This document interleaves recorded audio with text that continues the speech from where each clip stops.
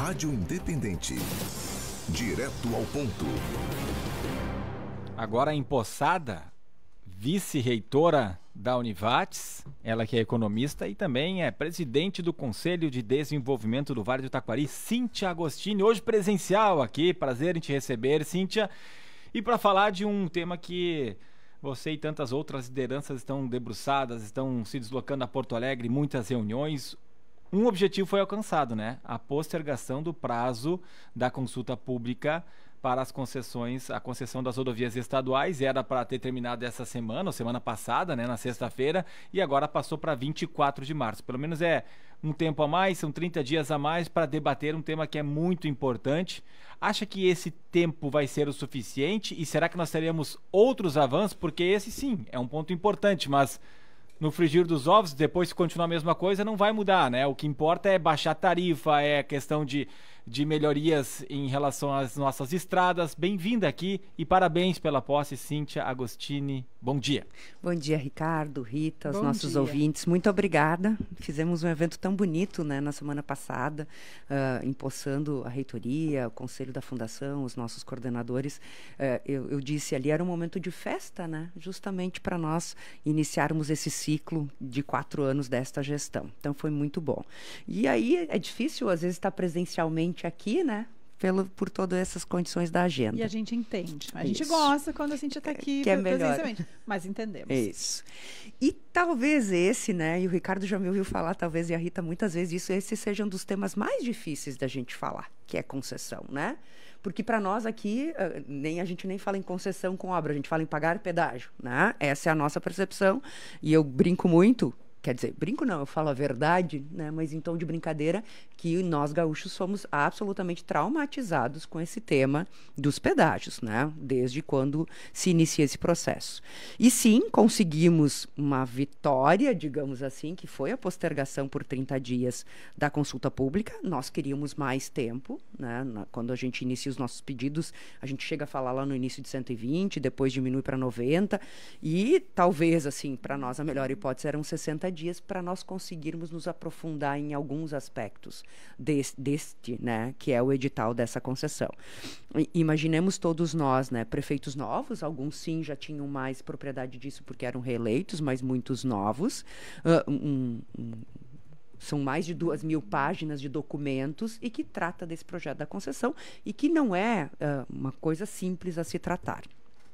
O que eu tenho dito muito, né, Ricardo, Rita e aos nossos ouvintes? Se o Estado decidiu fazer essa concessão, nós vamos ter que fazer o melhor pela nossa sociedade. Talvez isso aconteça, talvez não. Até então o governo tem dito sim, vai acontecer. E é com isso que nós estamos contando, à medida que o governo do Estado diz sim e vai acontecer, com o que a gente faz com essa informação e trabalha no projeto. Nesse estágio, nesses 30 dias, então, que a gente conseguiu de prazo a maior, tem várias questões que já foram levadas e são questões que para nós são importantes. Por exemplo, critério de decisão tem que ser menor tarifa e não o aporte. Nós estamos pedindo mais aporte de recurso do Estado. E tudo isso são consensos que a gente já tem.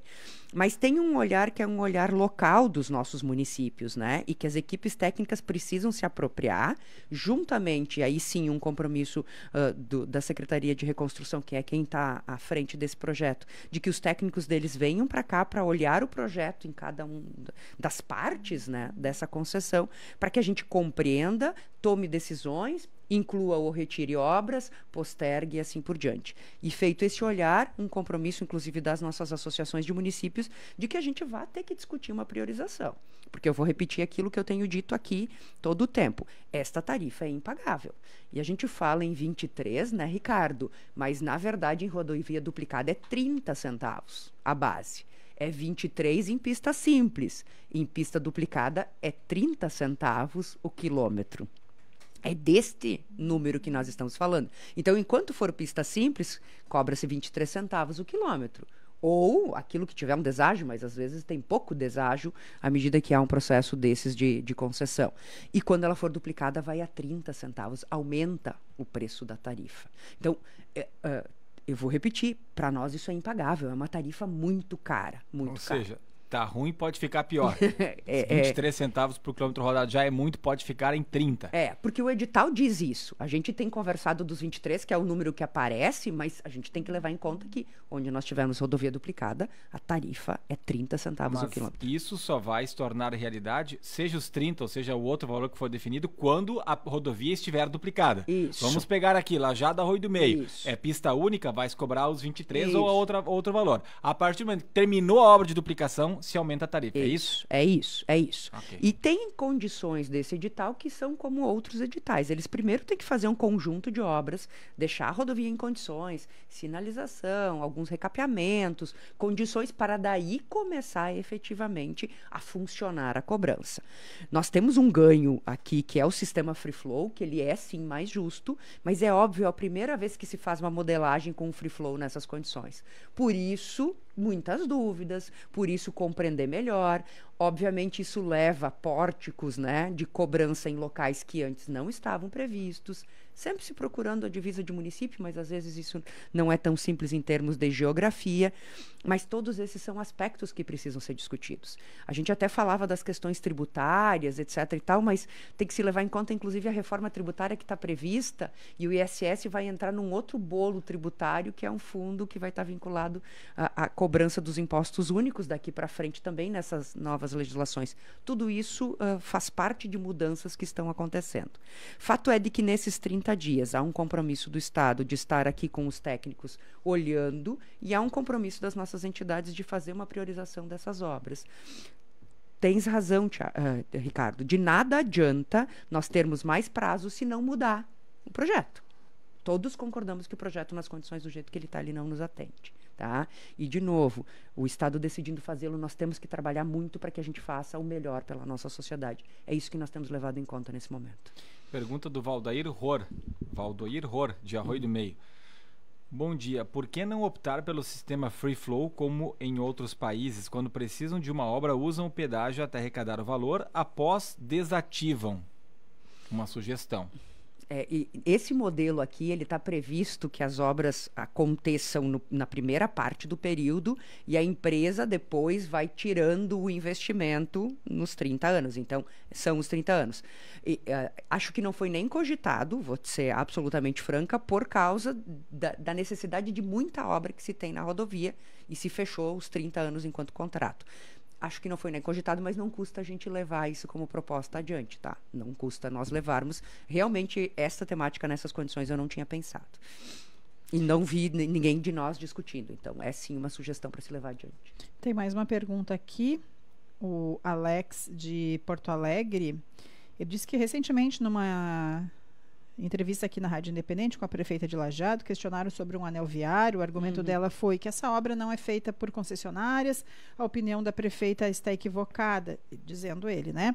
Qual a tua opinião, Cíntia? Ele disse mais, contorno viário da Grande Florianópolis, por exemplo, foi da Arteres Litoral Sul, concessionária BR-101. A concessão por parte do Estado ainda está em discussão, pode ser levado adiante, ele fica um pouco confuso, e o Free Flow não facilitaria? Sim. Tem alguns aspectos, e o Alex tem razão nas considerações deles. E aí a gente está trabalhando em várias frentes, né? O comentário inicial são das concessões estaduais, que é algo a serem... Na verdade, a gente já tem uma concessão que é da GR, né? Para trocar por uma empresa privada, é isso, nas estaduais. E a gente tem uma concessão na BR-386, que é federal. A segunda ponte sobre o Taquari, a gente inclusive está discutindo a possibilidade de incluir na concessão, que é um pouco do que ele fala aqui, para justamente a concessão assumir isso com possibilidade. Daí sim tem que ver o que isso impacta em tarifa ou o aumento desse contrato. A própria CCR, num evento que a gente participou, disse que está cogitando ou está analisando, né, que até final do ano de 2026 eles pretendem colocar free flow nas obras ou nas rodovias que eles têm sob sua administração. Então, eles estão avaliando tecnicamente essa possibilidade do free flow e considerando a legislação, e meta deles é final de 26. Por fim, na consideração do Alex, que é o anel viário. O anel viário da nossa perspectiva, ele vem para um projeto daqui 10, 15 anos, né? Então, nós temos coisas imediatamente, e esse é um projeto de médio e longo prazo, mas que nós temos que começar a discutir agora.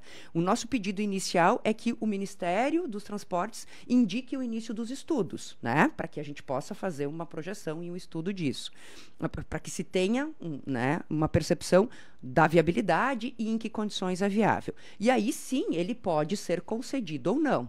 O que a gente está fazendo é a etapa preliminar, que é solicitar ao Ministério que se estude a viabilidade do anel viário, para depois, sim, projetar ele dentro de uma concessão ou pela administração pública e assim por diante. É nessas condições. Ele até comentou, a CCR em São Paulo tem pedágio Isso. no anel viário da Isso. Grande São Paulo. Isso. E aí, sim, lá na frente pode acontecer isso. Quais são os próximos passos, então, agora, Cíntia? Agora. Teremos outra audiência pública, por exemplo? Vai ficar mais nas reuniões internas?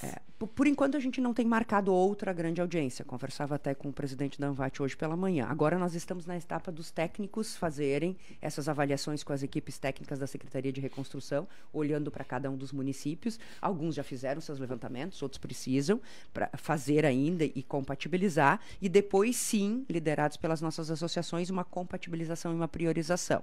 Se isso vai nos levar para mais uma audiência, isso a gente não definiu ainda de como nós vamos nos articular. Mas tem aí um mês para nós corrermos atrás de todas essas questões.